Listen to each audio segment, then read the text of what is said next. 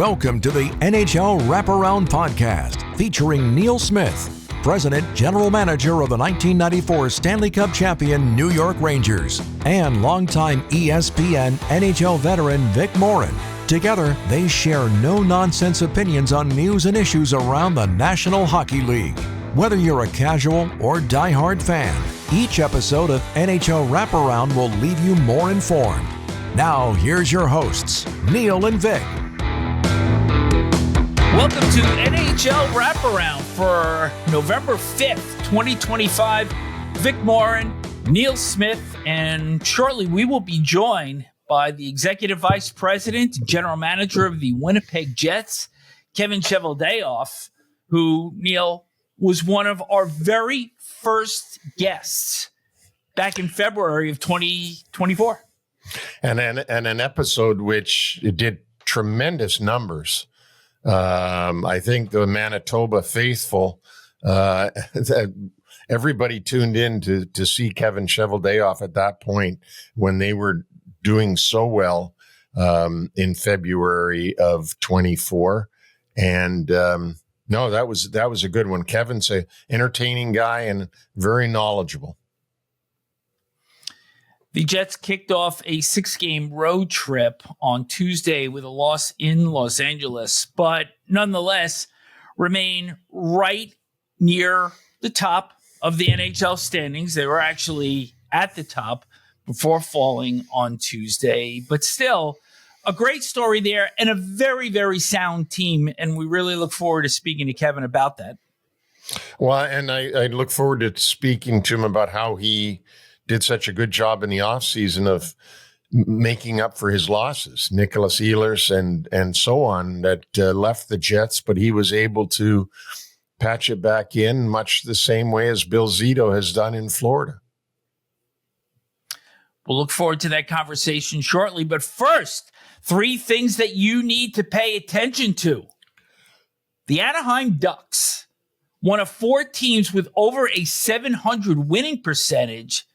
They walloped the Florida Panthers 7-3 on Tuesday, game between number 2 and 3 coaches in terms of all-time wins. Joe Quenneville for the Ducks, Paul Maurice for the Panthers. Cutter Gauthier, his first career hat trick and an assist. He's one of 5 players to reach 10 goals this season. How long is it before this start by Anaheim becomes the reality of, yes, you've got to really take this team seriously? Or are we there already? No, I don't think we're there already, although I'm not saying that they're not a team you got to take seriously, but I don't think that they're a 700 winning percentage team. I think that they're going to come back to earth at some point. But it's a great start for them. And Vic, as we say every year, starts are very, very important. The early part of the season, the first 10 to 15 games is so important. If you get off to a really good start like they have, you've almost given yourself a playoff spot already. And, you know, there is that thing out there about the dreaded November 1st. And, you know, teams have already put themselves out of the playoffs or put themselves into the playoffs. Yes, we're talking about the extremes, but it's true. And if you're one of those extremes, you know what? You're going to have to really go bad to make up for that, how good you played in the very beginning. The next benchmark will be American Thanksgiving towards the end of the month. But this was the first test of 4 heavyweights that the Ducks have on their schedule. They certainly passed this one with flying colors on Tuesday. They have Dallas, Vegas, and Winnipeg coming up in their next 3. And just a little side note, in the third period, as part of a 3-goal third period where the Ducks had a 4-3 lead and were able to draw off against the Panthers, 2 of those 3 goals, Chris Kreider, Jacob Trouba. Wow. Well, speaking of which, how about those Rangers? Great segue. because the Rangers came into Tuesday as one of only two teams that had yet to win at home, Kings being the other. You already know that the Kings won. So the Rangers now 0-5-1 at Madison Square Garden this season. They become the second team to be shut out 4 times in their first 6 home games. Remember that Pittsburgh Pirates reference that we had probably about 2 weeks back? Yes, I do very well. Here we are again because they matched that mark. It's a 3-0 loss against the Carolina Hurricanes. Nikolai Ehlers gets his first goal for the Canes in that one. Proved to be the game winner, as a matter of fact. Remember that vaunted Rangers power play from their President Trophy winning season of 2 years ago? Yeah. Last, 11.1% and just 1 for 15 at Madison Square Garden. And you could almost see in the building after a pretty good start by the Rangers. They threw a lot of pucks at the net. Pyotr Kochetkov making his debut after not playing since Game 3 of the conference final last year against the Panthers. Has a 24-save shutout in this one. But you could just see after Ehlers' goal, the body language of the Rangers were that, we can't do it. It's not there. And the rest of the night, it became a complete struggle for them to get to the Carolina net. Did somebody say Chris Kreider earlier? Because Chris Kreider is the one guy that they're missing so evidently. I mean, if you talk about the power play, number 20 was out on every power play. Number 20 was right in front of the net on every power play. Number 20 was picking pucks out of the air on every power play and deflecting them behind the opposing goaltender. Now, who gives them their net front presence? I don't know. It used to be Rempe for a while at the beginning of the year, but now he's on IR. You know what? It is horrible when you're at Madison Square Garden as the Rangers or as someone who works with the Rangers and you play this poorly in that building. I mean, it is torturous. Would you like to be paying top dollar? Get blanked 4 times in 6 games. Yeah, I mean, how many goals have they scored at Madison Square Garden this season? 6. They scored 1 against Minnesota, where they broke that 3-game spell of shutouts to start the season, and then 5 against San Jose in a game they wound up losing in overtime anyway. Yeah. So there you go. They got 6 goals. They've only scored in 2 of their games. I mean, it's, only who knows what's going to happen there? Because something's going to happen at some point. And something probably crazy is going to happen.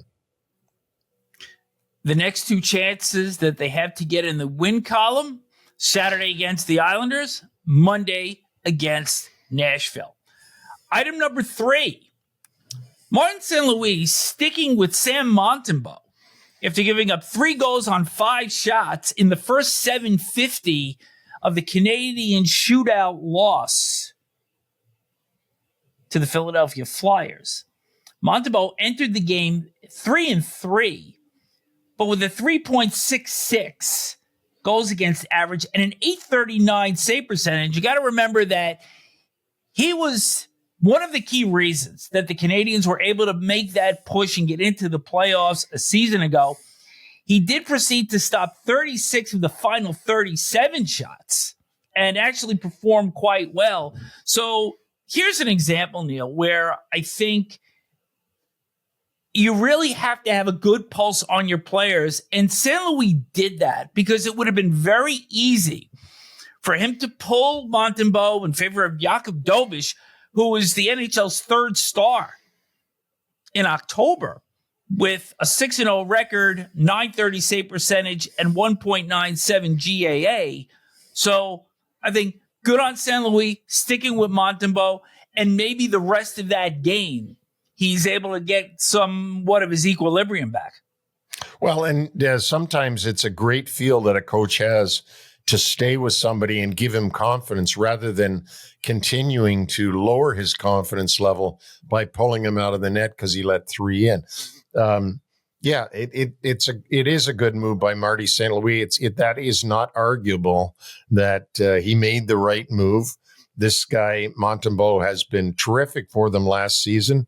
He hasn't had a great start, but luckily for the Habs, Dobish has had a great start. So if they can get them both playing well, they're going to be pretty good. And talk about quick starts and playoff berths and all that. Montreal Canadiens are going to be pretty hard pressed to drop out of the playoffs at this point, the way that their record is so far this season. I don't want to let this game go without taking the Flyers side of it, because Trevor Zegras, 2 assists, and the shootout winner in his career, 65.2%. That is all-time best among players that have had at least 20 shootout opportunities. That is 6.5% better than the number 2 man on this list, Slava Kozlov. Amazing. I mean, you got to give him credit. He is we all know him for that Michigan goal when he was with Anaheim against Buffalo. He became famous for that. And then the rest of it was a bit of a letdown because he didn't have a complete game. It looks like in Philly, whatever Rick Tocchet and his coaching staff are doing with Zegras, they're getting more out of him. But he really, truly is a wizard on those shootouts. Like he just goes in with all kinds of confidence, scores every time. I mean, not every time, obviously, but 65% of the time, which is really amazing because we just said on the last show, statistically, goaltenders have the advantage on a breakaway, on a penalty shot, on a shootout shot. Mm-hmm. Goaltenders do statistically have the advantage. More times than not, the shooter will not score. So it's amazing to see Zegras' numbers. I'm not letting this go yet because you said he's got all kinds of confidence when he comes in. And when he picked up the puck until the time he let it go, do you know how long that sequence took? No. 8 seconds. So I know your love of guys just taking their time coming in as opposed to days have passed when you saw a penalty shot and a guy came straight in, took his shot, and that was it. This one, you could have gone out for a cup of coffee. Yeah, I don't like that, but there's nothing you can do. It's legal. It's within the rules to do it that way. And, if we never had a shootout, would penalty shots have changed? In other words, would the players do what they do on the shootout? I don't think so. I think that they would have been more of a simulated breakaway like it always used to be. But the shootout has, as I said, has ruined the penalty shot or the excitement of the penalty shot. And back to Zegras, took 8 seconds. But you know what? I'm sure everybody in Philadelphia is pretty happy by the end result. So continued good on him because of the way that he has started, and the change of scenery has certainly done wonders for him in Philadelphia. And that will conclude 3 things you need to pay attention to.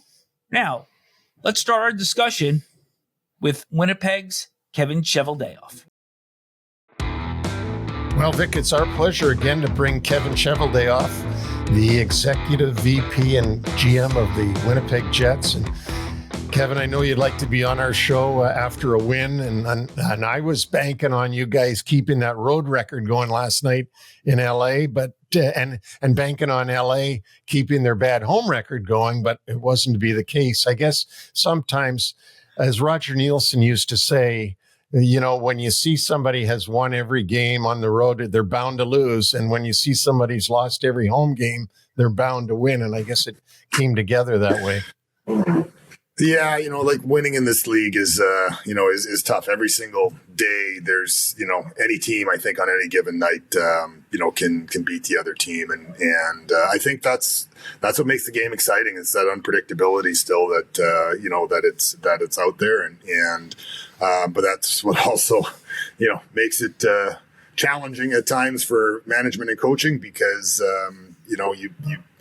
you think you've got everything prepared the right way, but it's just the way the game is. Chevy, when you're sitting in that press box at the games, I've told people there is no more helpless feeling than a GM watching his team play. You're helpless to whether they play great or you're helpless to whether they play really poorly. And I would imagine in the league today, just as what you said with the parity in the league and the fact that you can win or lose on any given night must make you feel even more helpless than you already feel. Yeah. I've always likened it to feeling like you're 100% responsible of what you have zero control over. And, it's one of those things where at least when your kids played hockey, you could yell and scream and stuff like that. And you can't do that up in the press box, although some guys probably do. But, it's an interesting time because again you've got a very compressed schedule, so that on in an 82 game season you're not going to have your A game all that time. But that being said, given the nature of what we have this year in an Olympic year, that can be amplified because you're playing three and 3/4 games a week or something like that. I think is the average. And I think it was only maybe 3 1/4 games a week, last year. So, there's injuries, there's different things like that. Obviously, we're very excited to have Adam Lowry play his first game, last night. That being said, maybe that, you get a little bit of a letdown when you get your leader back in the lineup. You maybe take a little bit of a deep breath. So, those are the phenomenons of the game that you try to, control but again, injuries, those kind of things are just things you can't plan for, but you got to hope you have the depth to overcome. Well, you certainly have had the depth for the last 3 years. Last time you were on with us, it was not last season, but the season before, which was 23-24. And we were talking to you about the fact that you were able to get Scheifele and Hellebuyck signed to long-term deals and keep them in the fold. And you talked about how much they wanted to win a Stanley Cup as a Winnipeg Jet. And that was their motivation to stay with you and stay with the Jets. Now this year, that with the landscape changing financially in the league, with the salary cap going up, with players getting astronomical deals, you've had to give one of those quote unquote astronomical deals to one of your great players in Kyle Connor. I guess my question is and remind our listeners and viewers that this is a Canadian team and Canadian dollars are at about a 40% discount to American dollars, which means that the Winnipeg Jets have to bring in 40% more to be able to pay these US dollars to the players. And I mean, can you expound on that at all? I know we all know how good Kyle Connor is compared to all the rest of the league, and that he's being paid appropriately in comparison to the rest of the high profile players. But for the Winnipeg Jets, it's a pretty tough nut to crack. Yeah. So, it really starts with ownership. I think, obviously, there are challenges. Like you say, our revenues are predominantly in Canadian dollars. As we all know, the National Hockey League is a league that is very reliant on ticket revenue for, each and every individual market. So, again, you have to plan accordingly. And we're fortunate. We're very, very fortunate that, the ownership that we have has one single commitment, and that is to win. And, again, we try to be as fiscally responsible as we can, but we also understand that you have to play within the rules that are presented in front of you. And so, again, obviously the new. We had a flat cap for a bunch of years, obviously, to get through COVID and to make sure the game stayed healthy. We're playing catch up a little bit, or a lot, I guess, with respect to the salary cap now. We have a new CBA that's going to be, coming into place. I think that had some changes to revenue sharing that I think will be welcome to teams that kind of need it in markets like ours, and it allows us again to try to be competitive and again, fortunately for me. When I sat down with Scheifele and Hellebuyck, they made that commitment. Certainly, there could have been a fork in the road, I think, for the organization at that point in time. But the direction was very much etched in stone as to how we were going to proceed, and we have. I went to those two individuals as well when we were looking at getting Kyle Connor signed, and said, "Look, the landscape has changed. The dollar values are going to change a little bit here." And to a man, they both said, "We want to win. We need KC, and this is an important deal. Get it done." So much of the fact that actually Scheifele chirped me a couple of times and said, "Like, are you going to get this thing done or what?" So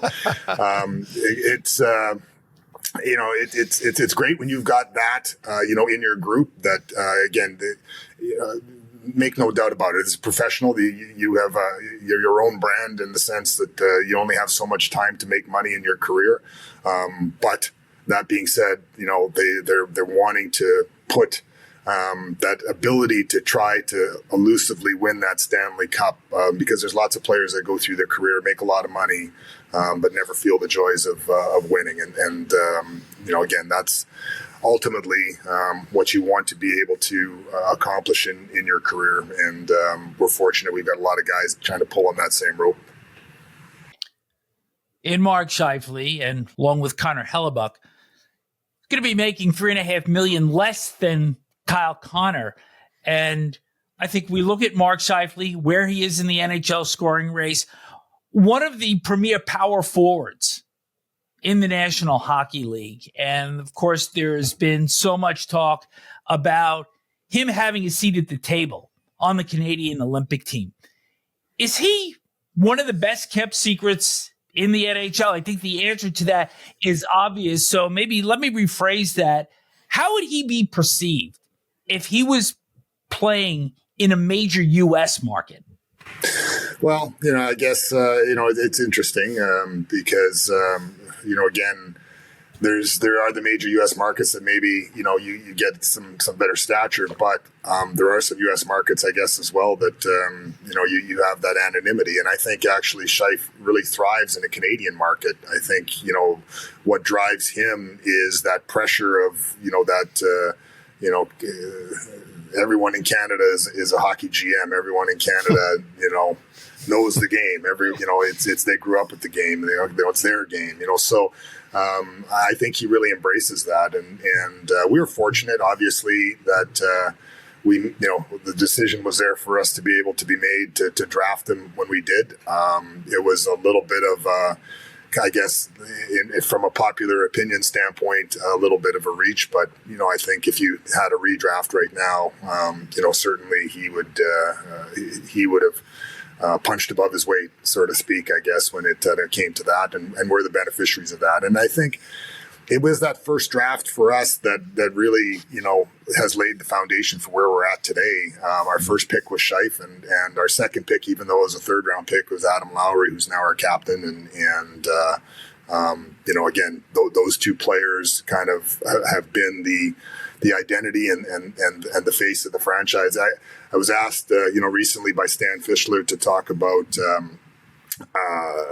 Scheifele and Howardchuk, and obviously Scheifele equaled the point totals here the other day of the Thrasher Jets franchise, but he wants to kind of chase that Dale Howardchuk number because it's so special to him because he was his coach in junior and he's someone that he still idolizes. And it's really interesting. There's a statue of Dale as you pull up to the rink in Winnipeg, and you have to drive by it each and every day. And I look forward to the red light to stop right on that corner so that I can take a look to my left and see Dale racing down the ice, and it kind of fires you up to get to the game. Another guy that's probably going to have a statue at some point in front of Canada Life Center, and that would be your goaltender, Connor Hellebuyck, who, again, off to a solid start, and team is fourth overall in goals against average, combination of Hellebuyck and Eric Comrie. But Going to jump around a little bit here because, of course, April is a long way away. And we remember the playoffs of the last two springs where his game wasn't quite up to snuff. Disastrous first round against Colorado in 24. And just couldn't get over the hump on the road last year. And when you talk about pressure, it's so far from now, but it's going to be here before you know it. And I'm not going to ask you if you have any concerns because obviously the defending Vezina Trophy winner has won it 3 times, the Hart Trophy winner. But where would you need to see his mental game get to once we get to April? Because he's going to be reminded of this time and again when we get to the playoffs. And I think you grow, you get hardened, you get battle scarred. I think there's no doubt that over the summers, you agonize over probably every little detail, and that's what makes you who you are as a player. There's again. He's won Vezinas, he's won the Hart, and you can tell him anything you want. Those are great accolades, but he is really driven to want to win a Stanley Cup, and that's the important thing. And there's no magic answer here. There's no you should do this and this will happen. And again, that's why it makes them great players. I see the drive. I see the thirst to want to learn. And that's all you can have. Like you can, again, you need that group of guys that believe in each other. And there, to a man, there's not a person in that dressing room that doesn't believe in Helly. And again, that's, we're very, very fortunate to have him. And he's someone that, as far as goalies go, there's lots left in the tank. So, we're excited. Kev, you had to, in the off season, just for fun, I'll say, put on a Bill Zito hat a little bit because you had to look out for your club and replace a real important player, Nikolai Ehlers. You also had to replace Mason Appleton that went to Detroit. Ehlers, of course, went to Carolina. How did you deal with that? And how does a GM in today's NHL with a good team like Winnipeg, President's Trophy last season, how do you deal with this? Well, again, the Ehlers thing didn't necessarily come as a surprise to us. We had many conversations over the course of time, and that's why you did hear his name out there on potential trades or different things like that. If I felt there was something that could have helped the team, in a short-term and long-term situation, we would have looked at it. But we just felt that it was a great opportunity to try to win with that group of guys that we had. And Nikolai, gave us the 10 best years of his career, and he earned the opportunity to move forward. And again, we're happy for him, but the opportunities. Now is we need to find the next Nikolai Ehlers within our organization. We have a mixture of obviously veteran guys that have committed to us for many, many years, and we still have a crop of young guys that are going to be getting their opportunity. Neil, as any general manager, you're always getting phone calls from agents and saying, "Give my kid a try. Give my kid a try." Well, we've got some kids here right now that we're giving them a try, and that's where it was. I keep telling the story of Kyle Connor, and he has his, he goes to college his first year. He has just a massive season, record-breaking rookie season in college hockey. Arguably should have won the Hobey Baker. Comes out of college the next year and doesn't go right to the National Hockey League. Goes to the American Hockey League and learns and plays well and gets some opportunity, but not nearly the opportunity probably they want. The next year starts as well, and right at the beginning of training camp, I remember Paul Maurice saying to me, he needs to go down. I'm like, he needs to stay. He's like, no, he needs to go down. I said, well, all right, we've got the numbers right now, but if we're going to be a team that's going to compete, we need him to come back. But to Casey's credit, he went to the American Hockey League, lit it up. We had an injury and he came back in, and I think he ended up getting 30 goals that year. But, again, everyone's path to the National Hockey League is going to be different. And as an organization, you try to find those prospects that are going to, plug and play when, things move on for various different reasons. You've got Gabe Vilardi and Alex Iafallo. Who is more likely to really step into kind of the space that Ehlers is vacating? That's a very difficult set of footprints to certainly fill. But which one of those two players in particular appear more primed to be ready to take that next step for you? Well, I think Al Iafallo was more like the Swiss Army knife. Like, he can go up and down the lineup and play. I don't know that I'm necessarily, pinning the hopes of, 50 to 60 points on Al. But, Al plays his role, and Al extended with us, last year as well for 3 more years. And, which, again, showed the commitment to us. Gabe Vilardi, again, young player still coming into his own, signed for 6 years with us, moving forward. So the commitment is there on his part to want to see this through with the group. He had, a good, I don't want to say breakout year, because he was trending in those directions as well, but he had a good year last year. We're looking for him to continue that. He's a big part of the, that Scheifele, Connor, Vilardi line. Again, the guy that I'm excited to see what he can take to the next level is a Cole Perfetti. Again, he's had some injuries early in his career. His first 2 years, he was hampered where he couldn't finish the seasons. This year, unfortunately, he wasn't able to start the season, with an injury. But I think, we're on a 2-week road trip here. Hopefully he's poised to maybe join us at some point in time on that road trip. But, again, very, very intelligent player, very smart, high hockey IQ. So, we'll see. Obviously, we've got lots of different faces in the lineup this year. Jonathan Toews is still kind of coming into his own. I think, the interesting thing is usually you're excited to have those young players come in and see where they can start the season and where they finish the season. But we've got this young 37-year-old that I think we're real excited about. I think his end of his season is going to be much better than, not that his start of the season is bad, but I mean, he missed 2 years. So he's still kind of, his game's still rounding into place. So those are the things that, again, you have to monitor and bank on and see how some things go. And Kevin, talking about Jonathan Toews, when you made that signing in the off season, I thought there was a no downside to it. In my opinion, this was my opinion, was that a Winnipeg native, a captain of 3 Stanley Cup teams, a team that perhaps hadn't achieved yet what they want to achieve in the playoffs. And here you're bringing a guy into the locker room that can settle down a locker room, maybe when they get a little bit nervous.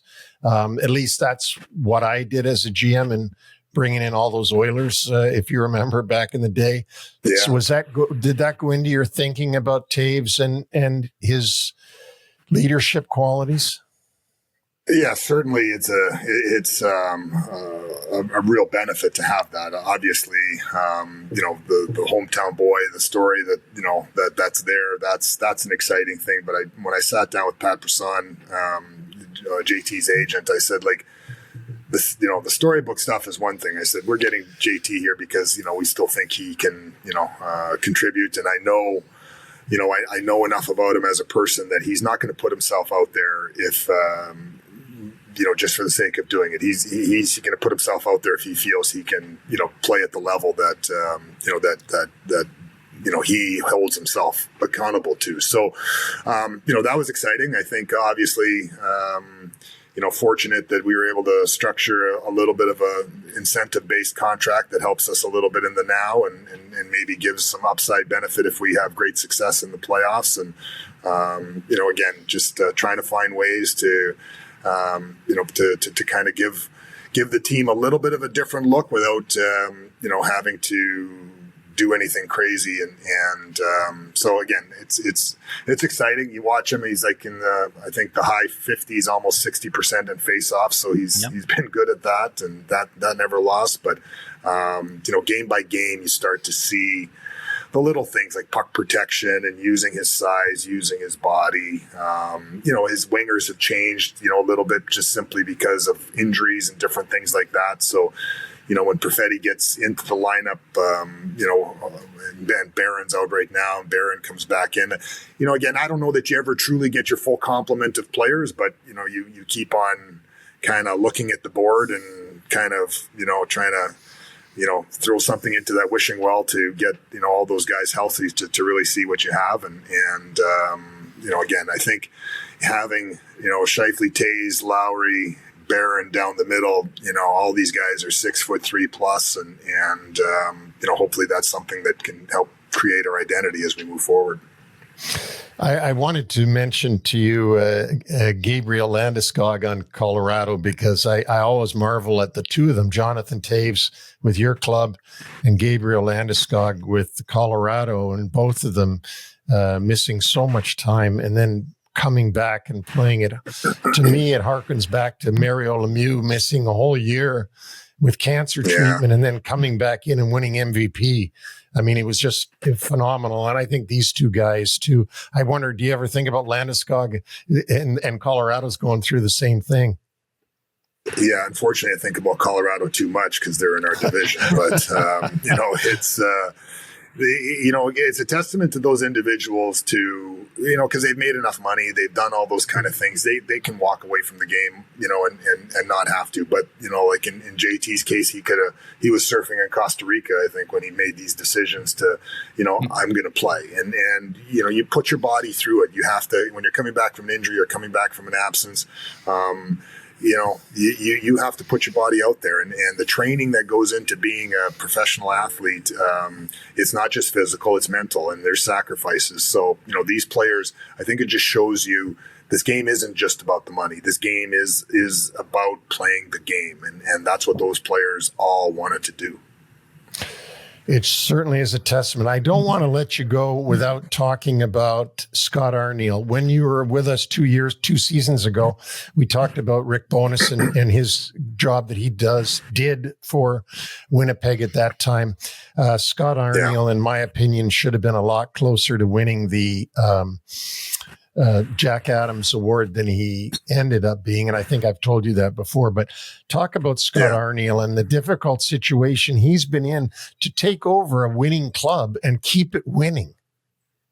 Right. So, there always is that, I guess, and I can't say I've coached at the highest level, but when you're following a guy like Bones, who had great success, with us, was I guess a runner up to the Jack Adams, as well in his own right that year. And, but we kind of, not that we planned it, but we had a little bit of a inkling, I guess, that there could be a succession plan, there. Like when we hired Bones, Arnie interviewed exceptionally well. And at that time, I just felt we needed that more senior guy, but it was, getting Bones was important, but equally as important was having Arnie on staff. And the two of them, were really, hand in glove, I think, with respect to how they believed and coached and thought.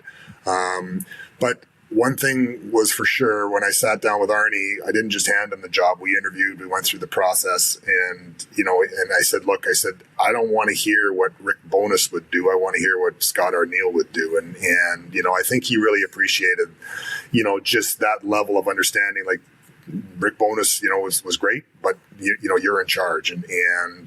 So, Arnie's, again, like many people in this game, he had a chance, early in his career to, coach in Columbus. And a lot of guys could have, gone the other direction and been bitter about the game and different things like that. But one thing that was really interesting when Arnie interviewed, even the first time, that we did when we hired Bones, but certainly the second time, was that year over year, he had learned something.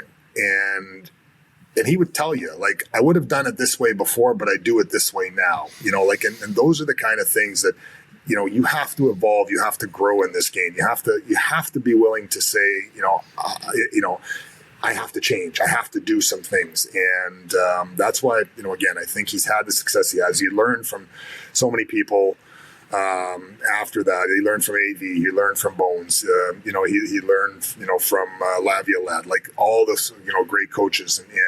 But he didn't just sit there and it wasn't just their assistant. Like he found a way to grow all those years. And that's, I think, part and parcel why he's doing the job he's doing for us right now. I think too, Kevin, and to just finish off with Scott Arniel, I think that sometimes the top teams in the league, their coaches are overlooked for the Jack Adams because people say, well, he's got all the great players. So, and then they go to the coach of of what they didn't expect to be very good, who ended up making a good standing in the league, and they give him the Jack Adams. I think I'll just remind you, you can tell Arnie this. I think Al Arbour, I don't even think he won it once during those 4 Stanley Cups in a row. And but what people don't understand is it's harder to coach Mike Bossy, Brian Trottier, Dennis Potvin, and Billy Smith than it is to coach those guys down the ladder from them.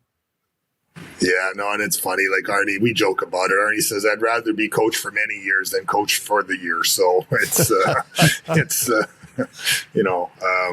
individual awards. I think whether it's coaches, managers, players, they're wonderful. But certainly the recognition is well deserved in a lot of those cases. But again, there is one thing that drives them, and it's not the Jack Adams. It's the guy that has the trophy named after him is Lord Stanley. Yeah. Last one for me, Kevin, because the one area that we really haven't talked about here is your defense. And when you take this group in a collective sense and you look at offensive skill, physicality, puck movement, defensive discipline in their own end, you'd be hard-pressed to find a better group than the 6 that you could put out there, and even depth with a 7th defenseman as well. Can you expound on them a little bit?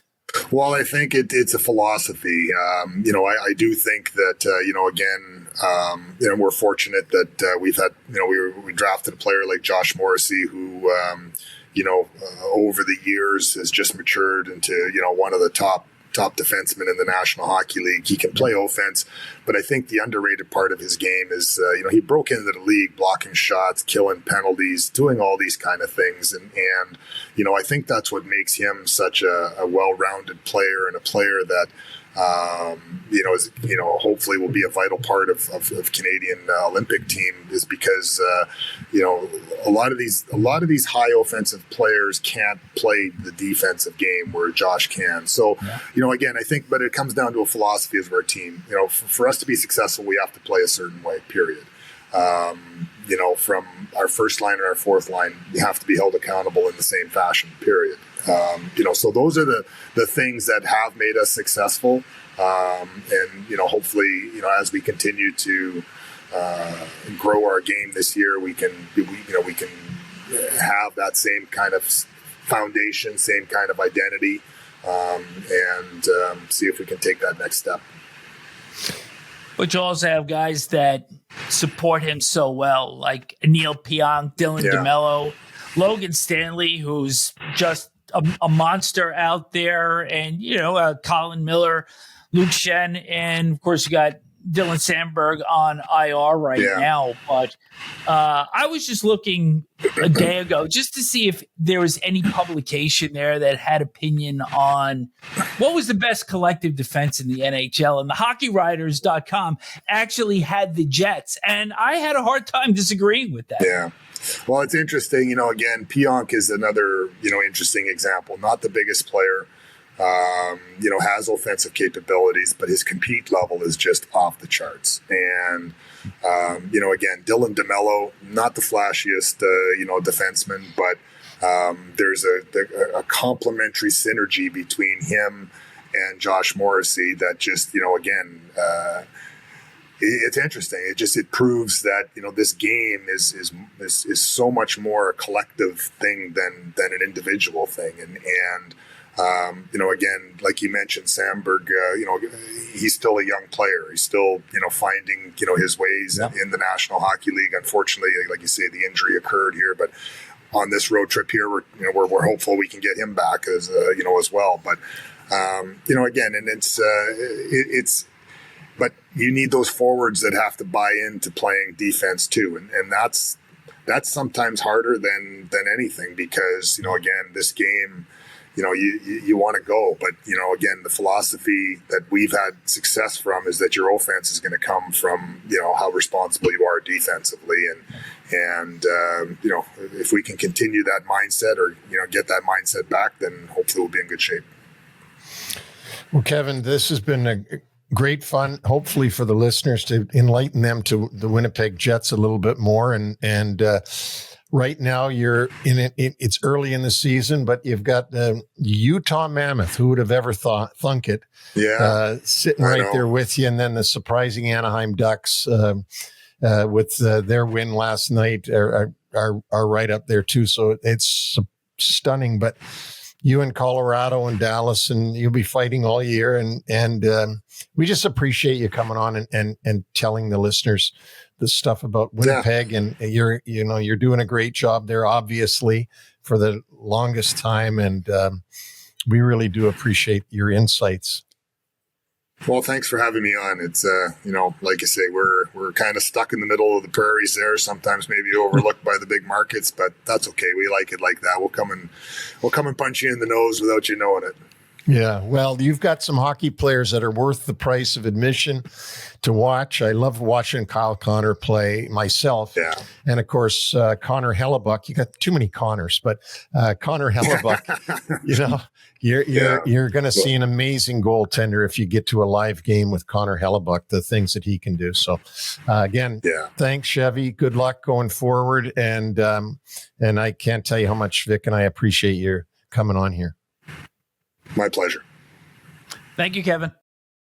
Neil, I think it's so important for us to make certain that we are hitting the most topical teams in the NHL. And I know you and I debated on which way we wanted to go for this week, and we landed on Kevin Cheveldayoff, who, of course, we had about a year and a half ago. But the fact that he has been able to keep this club not only competitive, but at or near the top of the league with the NHL's smallest market and the financial constraints and that he has with the exchange rate of the Canadian dollar and these big contracts that he's had to pay out.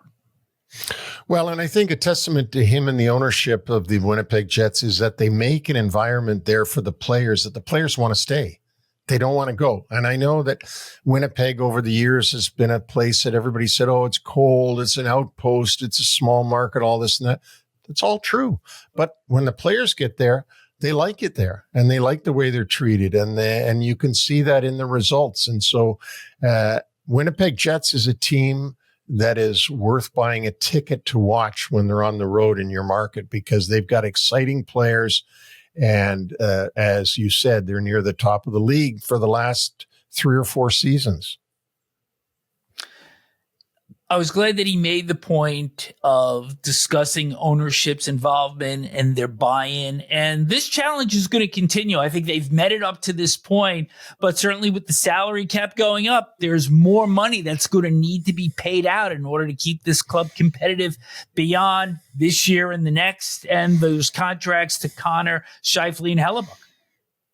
And, as we said, the exchange rate today officially, and it's always lower than what the official exchange rate is, but it's $1.41 Canadian to make up a US dollar.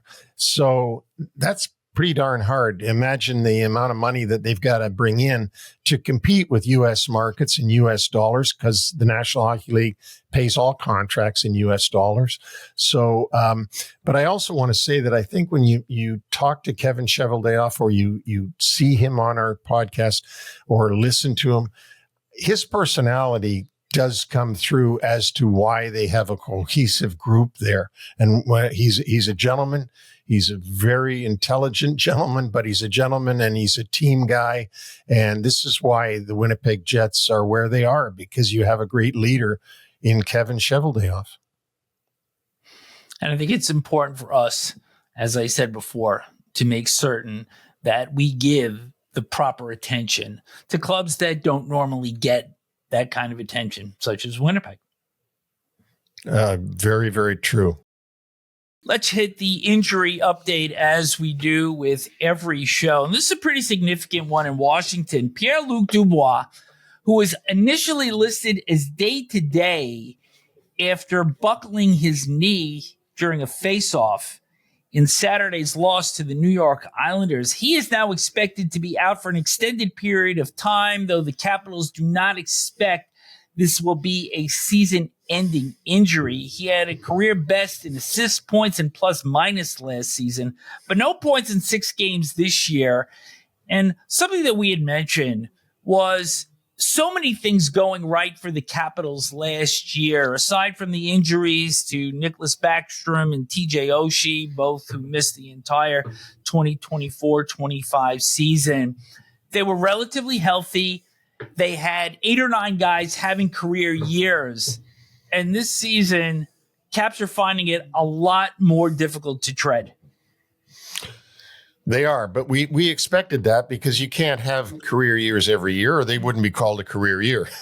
So, the Caps are having a more difficult time. Everybody's a year older, including Ovechkin.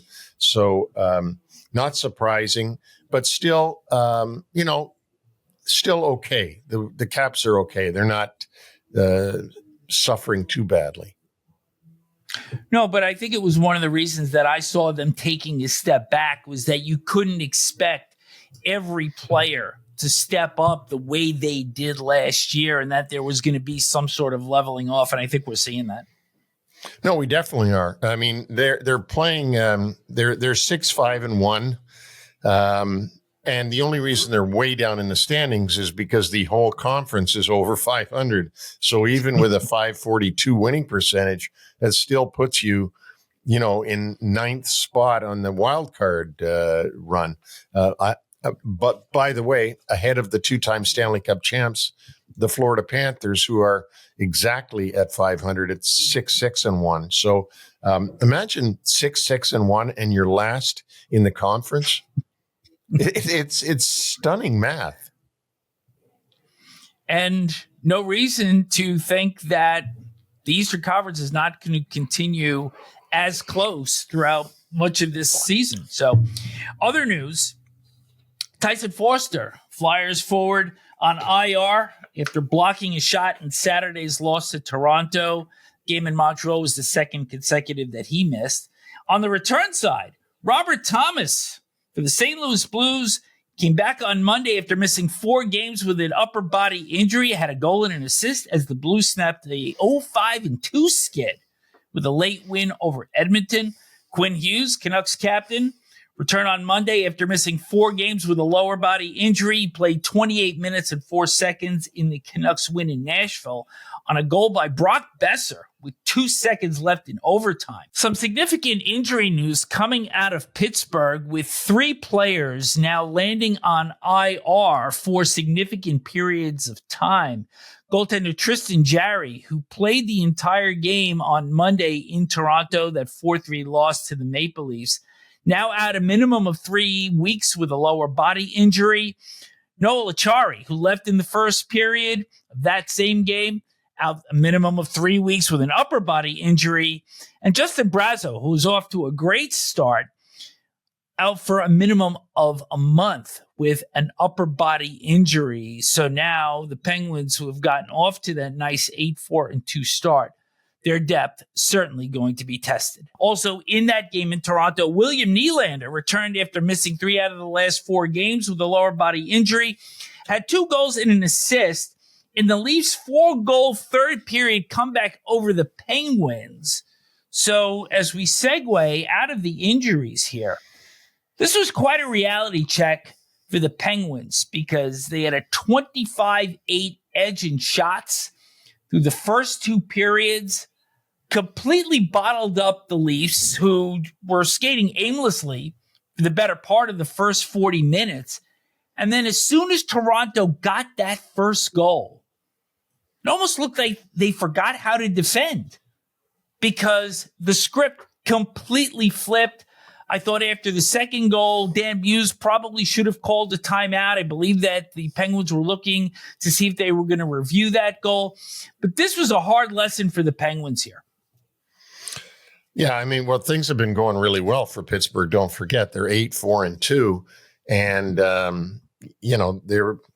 I hate to say they're flying high when they're Penguins, but they are having a good start to their season.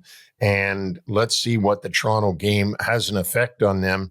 Does it jar their confidence going forward? But Toronto's a pretty good team too, Vic, don't forget. So is it that the Penguins forgot how to defend, or the Leafs came on so strongly that it just made them look that way? It can be either one. The Leafs were bad for the first two periods, but they got a good team and a good nucleus there. They do, but to see the Penguins unravel as they did was somewhat unsettling because their gap control was great. They were getting sticks and shooting and passing lanes. They did everything right. And to have one goal scored against you and then see your entire defensive mindset go out the window was the one thing I found most disturbing if I'm a Penguin fan. It would be. We'll have to wait for their next game to see if it continues or the Penguins can waddle back to playing the way they were playing. On Tuesday, Minnesota ended a 6-game homestand with a 3-2 win over the Nashville Predators. You remember, just mentioned that the Preds lost with 2 seconds in overtime on Monday. But on this one, they actually forced overtime on the game-tying goal by Steven Stamkos with 3 seconds left in regulation. But the interesting thing here was the game-winning overtime goal by Marcus Johansson.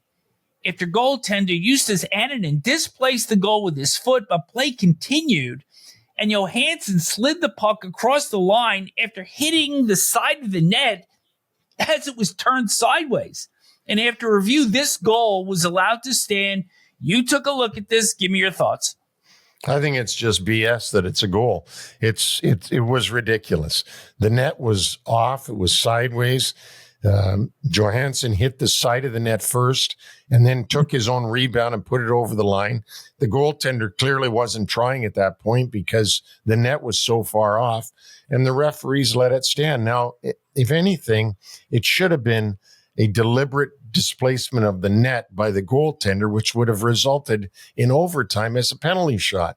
But that was the best that the refs could do. I don't see how the refs, and I don't know if they consulted with Toronto on this and the people in the war room, and everybody came to the decision that it should count, but it shouldn't have counted. I don't care who tells me it should have counted. It should not have counted.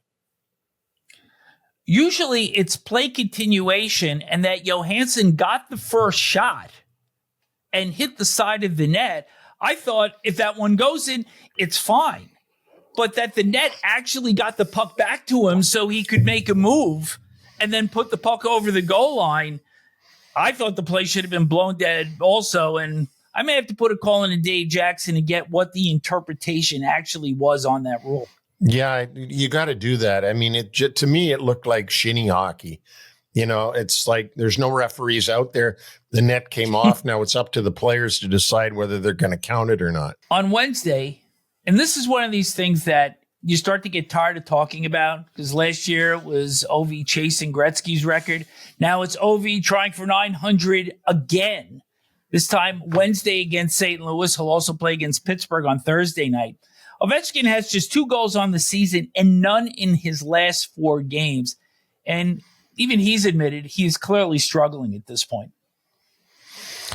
Yeah, well, again, we just talked about the Washington Capitals and guys having career years, and the entire thing last season at some point turned to the success of getting Ovechkin the record away from the team success. I really believe that. And you know what? He is another year older. He turns 40 this year. I'm sure it gets harder for him as it would for anybody. And he might not have that continued extra motivation that he had last season that made him look like he was in the movie Cocoon, the way he could play at 39. So let's see how he does the rest of the year or when he comes out of this. I'm sure he's going to start to score at some point, probably not at the rate that we're used to seeing him score, but probably at a rate that everybody else would be happy with if it was their game. So, you know what? He's such a great player, I think he's a great ambassador for the league. We always talk about Sidney Crosby being a great ambassador, which he is, bar none. Of current players, if I had to take one guy and say this should be the model of what it is to be a National Hockey League player, I'd say Sidney Crosby. But Ovechkin's up there too. You never hear him involved in untoward stuff off the ice. He doesn't do anything on the ice that embarrasses the league. I can't remember him ever embarrassing the league or the Capitals or anybody else for that matter. The fact is that he's Russian, and that sometimes in this political world that we live in, he gets asked about things going on in Russia. His answers may not be the ones that all Americans would want to hear, but it's kind of unfair when you're put in that situation. Of course, you're going to defend, to some extent, you're going to defend where you're from and your homeland. But going back to Ovechkin, I think he's a easy first ballot Hall of Famer. I mean, as soon as you can get him in, he'll be in, along with Sidney Crosby. And what a great 20 years we've had of watching these two guys together play in the league at the same time. It's almost like Wayne Gretzky and Mario Lemieux. We got to see them play in the league together. Would you waive the 3-year waiting period that has been in effect for some time now for these two players to get into the Hall? I would. I think that they're that emblematic of quality people and players in the league. And you got to also remember that the league really hung their hat on these two players coming out of the lockout in 2005. Yeah. And boy, these guys have really shown up for the league. That's for sure. I mean, both of them. 2 decades plus worth. Couple of other notes here. The 2027 Stadium Series game has been awarded to AT&T Stadium in Dallas. Game will be played on February 20th, 2027. Commissioner Gary Bettman made that announcement on ESPN's Monday Night Football, where the Cowboys were getting thumped by the Arizona Cardinals. And, we see the sightlines of the various stadiums that these games have been in over time. And for the fans, it's a great experience to be at an outdoor game. But it's very difficult to see the puck. But when we saw the artist rendering of what the rink is going to look like, this actually could work because it's a symmetrical stadium. The rink will be right in the middle. People at the 50-yard line and even the end zones will probably have a better chance of actually seeing the game than they have at other venues since they started doing these stadium games in really 2003 with that outdoor heritage classic between the Oilers and Canadiens. Yeah, and I think really, you said it earlier, that the thing about an outdoor game is the event itself, and people want to be at it, just like you want to be at a heavyweight boxing match. Everything that goes on around the event is something to see and something to experience. And I think it's the same thing with these stadium games. It's great if they can make the configuration better so that you can see the game better from way up there. But I really just think that the fact of having these games and it's like having multiple all-star games, but with quality games instead of the crappy all-star games that we've seen in the past. And of course, those games have significance in the standings, the opponent yet to be determined. Final note here. Hockey Fights Cancer is one of the NHL's most important initiatives. And prior to the doubleheader on TNT Tuesday, Eddie Olczyk came out with a very passionate message reminding people how important it is to support those going through the cancer battle. Because as we all know, Neil, we know people that have battled it, that are battling it, and unfortunately in the future will be battling it. And Ed Olczyk has been one of the great spokespeople and ambassadors for hockey in touting this initiative, and I know how close you are with him. Yeah, and it is a great initiative taken on by the National Hockey League. Cancer, as you said, as we all know, affects every single person in some way, shape, or form. Even if you yourself are lucky enough to get through your entire life and never have it, you do have it in you. We all have it in us that, the cancer gene is in every human. And some of us are lucky enough that it doesn't come out. Many, many, many of us are unfortunate enough that it does come out in some way, shape, or form. Thomas Hickey, who I'm very friendly with, the ex-Islander player who's now a color commentator for the Islanders and also for Prime in Canada for their games, actually came out with a story at the Prime game this week about his brother who passed from cancer. And I stopped him at the Islander game last night and said to him how wonderful that was that he was able to acknowledge and celebrate his brother's life on national TV, at least in Canada, national TV, because it's Prime Canada. And I said, I know how hard it is to talk about those kind of things without getting emotional. And I said, even though the pain isn't showing necessarily in your eyes and on the outside, I know how painful it is on the inside. And he thanked me for saying that. And I just wanted to make sure he understood that it was really a good job that he did. And we've all got to just keep trying to support this cause and hope that someday, whether we're still here or not, they come up with some kind of cure for some kinds of cancer. Because as we know, Vic, it's not just cancer, and it's one thing. Cancer comes in hundreds of different varieties, right? And all our different organs in the body. So let's hope that in the future we solve at least some of them. We could only say amen to that. That concludes our show for today. Thank you to Winnipeg Jets Executive Vice President, General Manager, Kevin Cheveldayoff, for joining us today. And thanks to all of you that are listening and watching on YouTube.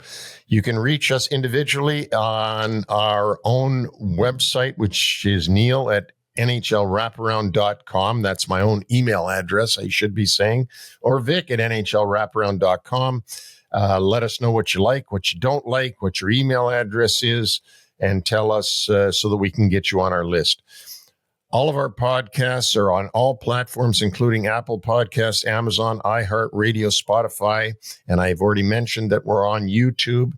So please watch, listen, and subscribe. Our website, NHLWraparound.com, with our complete history of all of our podcasts and all of our franchises. We also have the latest on New York Centric from Patrick Hoffman, Neil's Nuggets, and Smith's Picks. So you are 4-1-0 on Tuesday. You have a .611 winning percentage for the year. That would be third place in the Atlantic, and you would be wild card 2 in the Western Conference. Just want to give you a little bit of perspective there, buddy.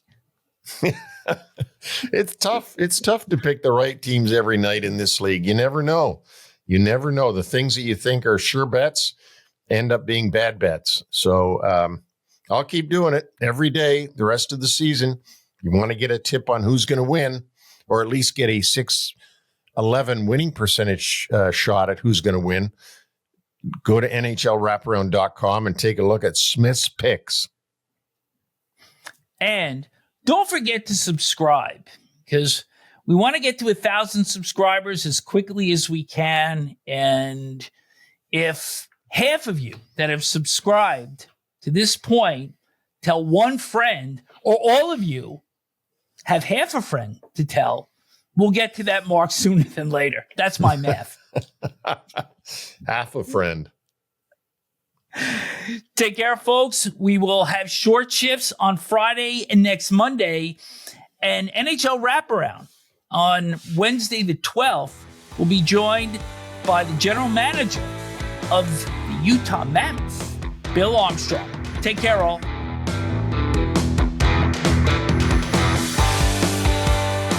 Thanks for joining us on the NHL Wraparound podcast. Don't forget to subscribe to stay up to date on all the NHL action.